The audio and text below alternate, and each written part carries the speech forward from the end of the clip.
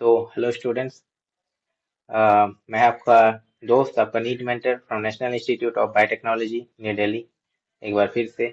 और आज अपन स्टार्ट करेंगे excreted product and their elimination chapter का फर्स्ट पार्ट, जो कि आपको पता ही है फुल एनसीईआरटी बेस्ड रहने वाला है।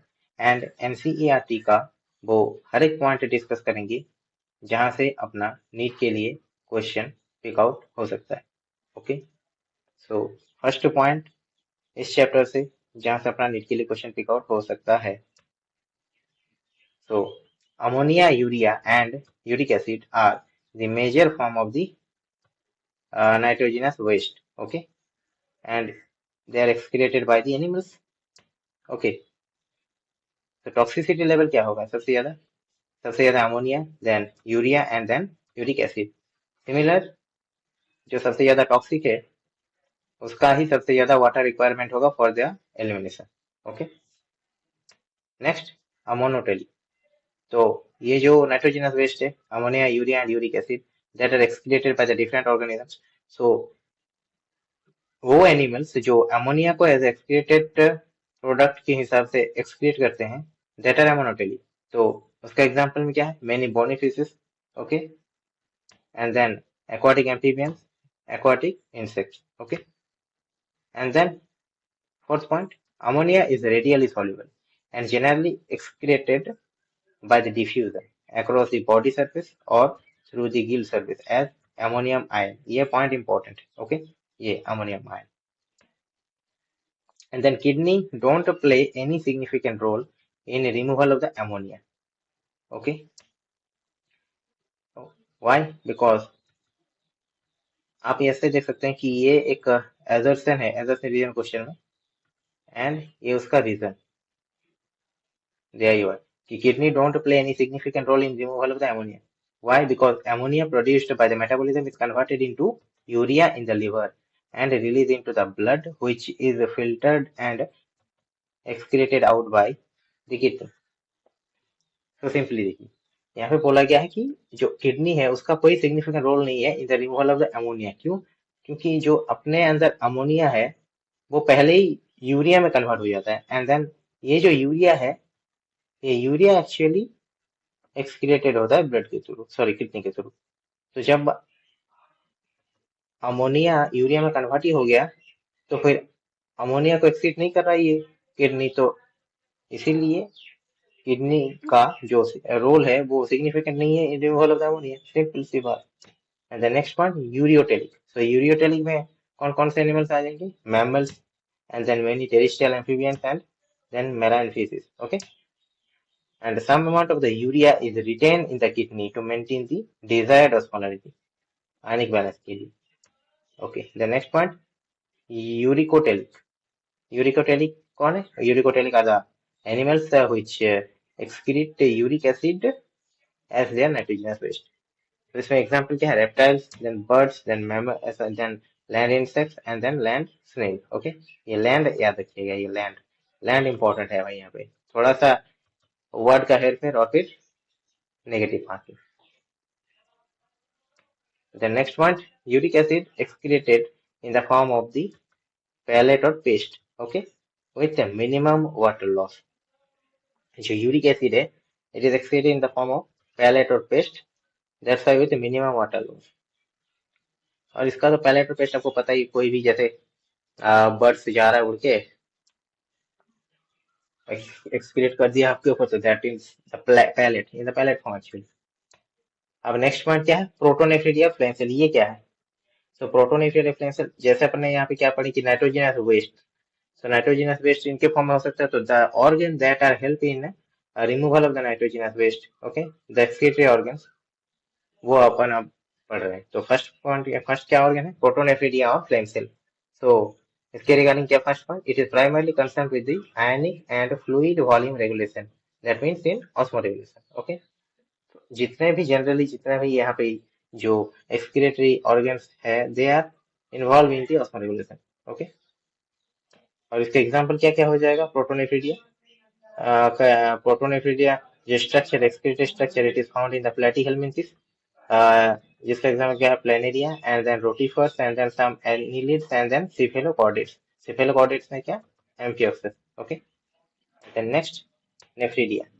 So nephridia क्या है, nephridia it is an tubular excretory structure of the earthworm and other annelids. Okay, and then it remove the nitrogenous waste and maintain the fluid and ionic balance. तो सभी जो excretory structure है उसका same kind he है, remove the nitrogenous waste and maintain the fluidity and ionic balance. Simple. And then malpighian tubule, it is found in most of the insects like cockroach. Okay, and then removal of the nitrogenous waste and osmoregulation, help in the removal of the nitrogenous waste and osmoregulation. Same ही कहानी है. And then adrenal gland, it is also known as green gland and found in prawn. So it is an excretory function in, it have an excretory function in the crustaceans like prawns. Okay, and then next human excretory system. So अब human excretory system के regarding, तो human excretory system पहले बना किससे होता है, तो human excretory system बना होता है दो किडनी, दो यूरेटर, एक यूरिनरी ब्लडर एंड एक यूरेथ्रा से. Okay, human excretory system is made up of 2 kidney, 2 ureter, 1 urinary bladder and 1 urethra. Okay, तो फर्स्ट क्या है, किडनी. किडनी के रिगार्डिंग सारे पॉइंट अपने यहाँ पे डिस्कस करेंगे एनसीईआरटी के. ओके, जहां से अपना क्वेश्चन पिक आउट हो सकता है नीट के लिए. तो फर्स्ट पॉइंट क्या है कि किडनी एक रेडिश ब्राउन कलर का है and it is N bean shaped structure. Okay, and it is present between the last thoracic and third lumbar vertebra. So last thoracic means T12 and L3 means the third lumbar vertebra.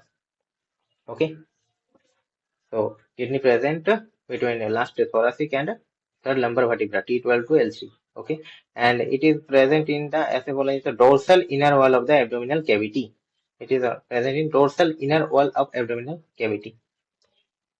And then इसका वजन कितना है kidney का, kidney is of 120 to 170 gram. Okay, और इसका length कितना होगा, 10 से 12 centimetre, and width 5 to 7 centimetre, and thickness is 2 to 3 centimetre.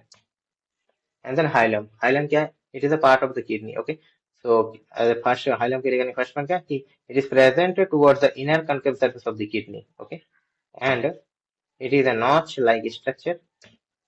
Through it, the blood vessels, nerves, and the ureter enter into the kidney.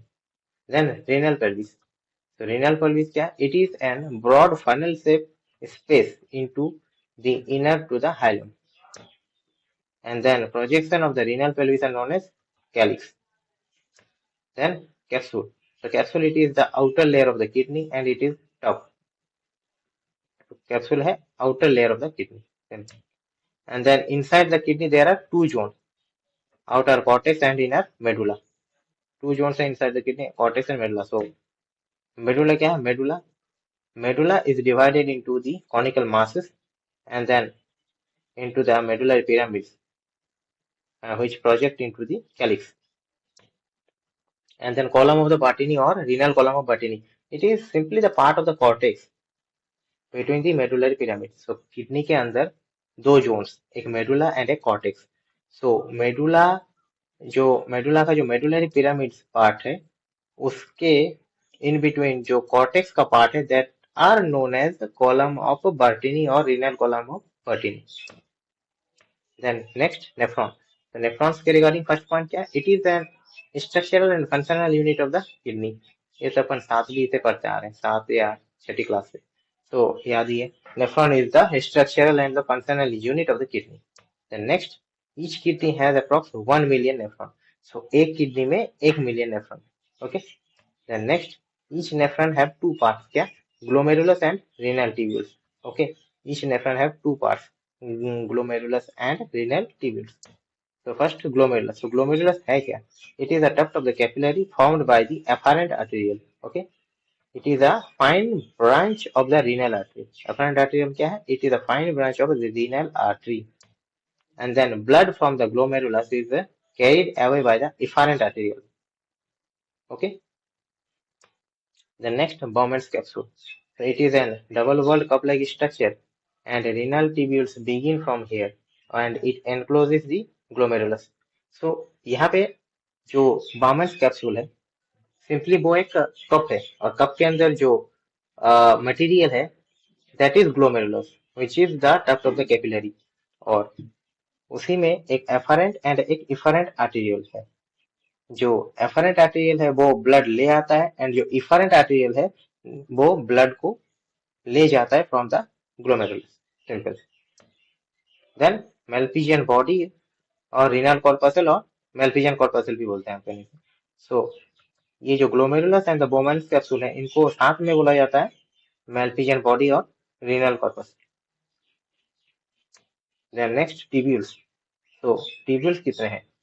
PCT first, proximal convoluted tubule, it is highly coiled, and then Henle's loop or loop of Henle, it is hairpin shaped like structure, and it has a ascending and a descending part. And then DCT, it is a tube next to the ascending limbs of the Henle. And then collecting duct. So collecting duct, it is a straight tube. The DCT of the many nephron opens into it, okay, and then many of the collecting duct converge and open into the renal pelvis through the medullary pyramids in the calyx. तो simply यहाँ पे ये point है कि simply ये मान लीजिए ये है कलेक्टिंग डक्ट, एक कलेक्टिंग डक्ट है, ओके, ये, और यहाँ पे एक नेफ्रॉन है। तो इस नेफ्रॉन का जो DCT है वो इस कलेक्टिंग डक्ट में ओपन होगा, एक सिंगल कलेक्टिंग डक्ट। इस नेफ्रॉन का ये दूसरे एक नेफ्रॉन, इसका एक ये DCT है, ये तीसरा नेफ्रॉन है, इसका एक ये DCT है, okay.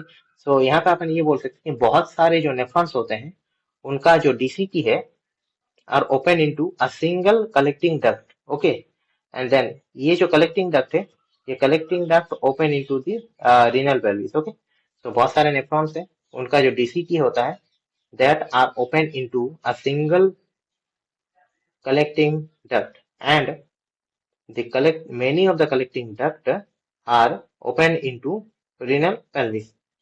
Simple. And then next में MC, PCT and DCT. MC क्या कुछ अलग समझ में, MC है ये Malpighian corpuscle, okay, and then PCT means the proximal convoluted tubule and DCT है distal convoluted tubule are situated in the cortical region of the kidney, okay. So Malpighian corpuscle, PCT and DCT are situated in the cortical region of the kidney, and then the loop of the Henle deep into the medulla, okay. अब nephrons के there are two types of nephron, cortical nephrons and juxtamedullary nephron. So cortical nephrons क्या होता है? They are majorly found, मतलब majority में cortical nephrons are there, okay. And here क्या होता है? Henle's का जो loop है, loop of Henle is very short, okay, too short, and it is extend very little into the medulla, okay. So cortical nephron के regarding बस दो ही point है जहां तक अपना क्वेश्चन पिक आउट हो सकता है। क्या यहाँ का जो Henle's loop है that is very short and it is extend very little into the medulla. And then juxtamedullary nephron, यहाँ पे क्या है? इसका जो Henle loop है that is very long and runs deep into the medulla, okay, बस यही है। And then next peritubular capillaries. तो peritubular capillaries क्या है? तो it is formed by the efferent arteriole emerging from the glomerulus, okay. So बताया था कि Bowman's capsule is a cup like structure, उसके अंदर जो डक्ट ऑफ द कैपिलरीज है दे आर ग्लोमेरुलस, ओके। उसमें एक एफरेंट है और एक इफरेंट आर्टेरियल। तो वहां का जो इफरेंट आर्टेरियल है that form peritubular capillary, okay, simple. And then peritubular capillary का अगर बोला जाए तो है क्या, ये it is a fine capillary network, okay, around the renal tubule. और वासा रेक्टा क्या है? Vasa recta is a part of the peritubular capillary, okay. It is a vessel of the peritubular capillary network and run parallel to the Henle's loop, and vasa recta is U-shape, okay. ये important है, vasa recta U-shape, यहाँ से question आता है, simple है पर यहाँ से आ जाता है, vasa recta is U-shape and it is highly reduced in case of cortical nephron. So thank you, ये था फर्स्ट पार्ट, तो मिलते हैं नेक्स्ट पार्ट में, and thank you for watching.